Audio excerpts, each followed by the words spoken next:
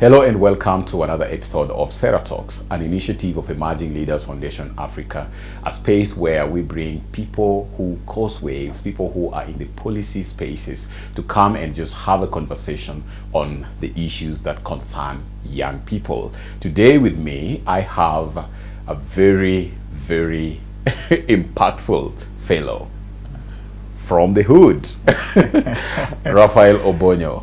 Welcome to Sera Talks. Thank you so much. Quite a pleasure to be here. And I like the intro. You're saying people who are making waves. I hope I make waves someday. You do. Yeah. You do. So just briefly about Raphael. Raphael is in the public policy and is also a youth specialist, a diplomat, an author, and a speaker.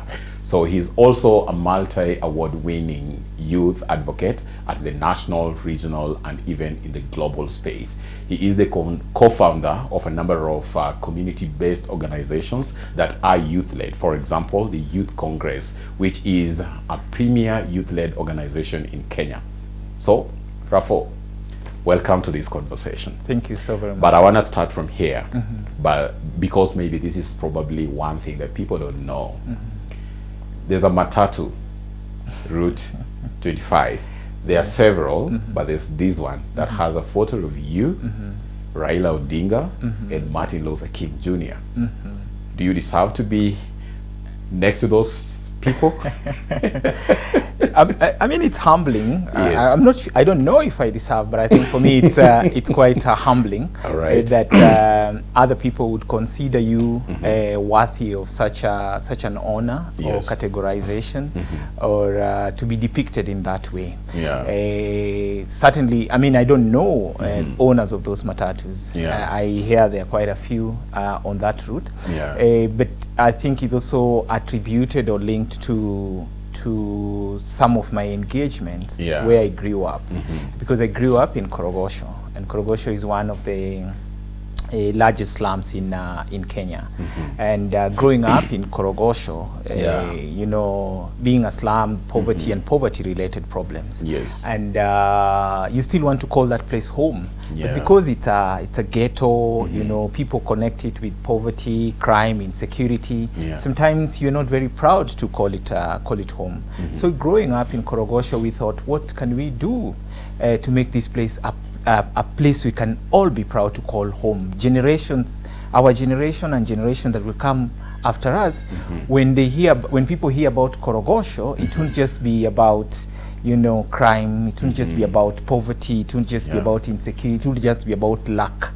You know, and so we started various initiatives, and initiatives like Miss Korogosho those days, that it was a girls' empowerment and education initiative. We started Coach FM, the first community radio in Kenya, and a couple of other initiatives. And that way, slowly by slowly, when people hear about Korogosho, they started connecting and linking Korogosho to very positive initiatives by young people. So if you say Korogosho, people say, oh, Miss Coach, oh, Coach FM. And so that made us quite proud of Korogosho, and a place that we were proud now to call home.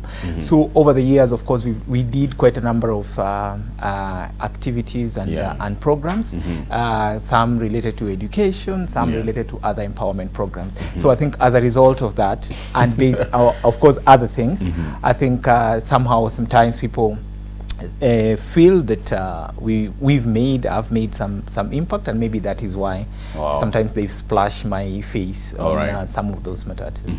And while we started, you were wondering if you are among those people who have caused waves in this country, but without making you look older or imagine that you're so old.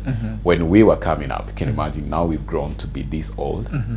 We used to see you, we used to know what you were doing, and you stood out quite early to actually show the direction to many young people, how we could make our lives meaningful.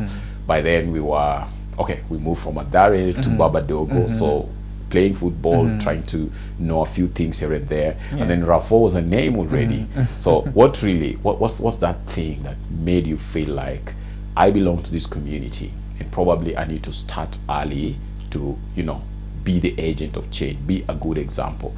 I didn't know you at a very personal level, but you're somebody like when you're on TED Talk, it was something for us to, everyone just take a break, watch, Raphael is on TED Talks. Yeah. I think for me, it's largely just believing that you have a role in providing solutions to whatever problems and challenges you are facing within your locality. I strongly believe that solutions don't come necessarily from outside. It has to start with an individual, with the individual, and that individual has to be you. You know, I remember there was this, is it a saying that if you're looking for change and you can't see it, that you are the change. So you need to do something, or what Mahatma Gandhi used to say, be the change. So sometimes we struggle and spend so much time, you know, thinking about who can, yet you're the person who can actually do it. And we also told that change starts in small places closer home. So that could be school where you're studying, that could be you're part of an association, a club or group.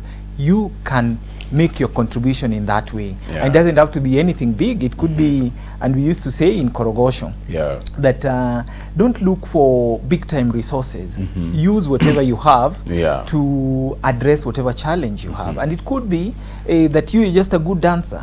Dance so well that people will say we want to contribute towards an initiative that this guy is running. It could be that we saw, for example, people getting scholarships just because they were maybe good footballers. So if you're good at anything, just use that skill, resource, talent to make a change. And I think that is what sort of preoccupied us in terms of thinking how we could change Korogosho. And so it wasn't about writing a big proposal to some big donor. It was just that what can we do in with the little resources that we have, with our talents, with our skills. So I strongly believe anytime, even if you are seeking support from other people, ask yourself, what is my contribution in terms of providing solution to whichever problem? It can be as big as something that is affecting people across the world, but just ask yourself, what little contribution can I make? That little contribution can make a whole difference.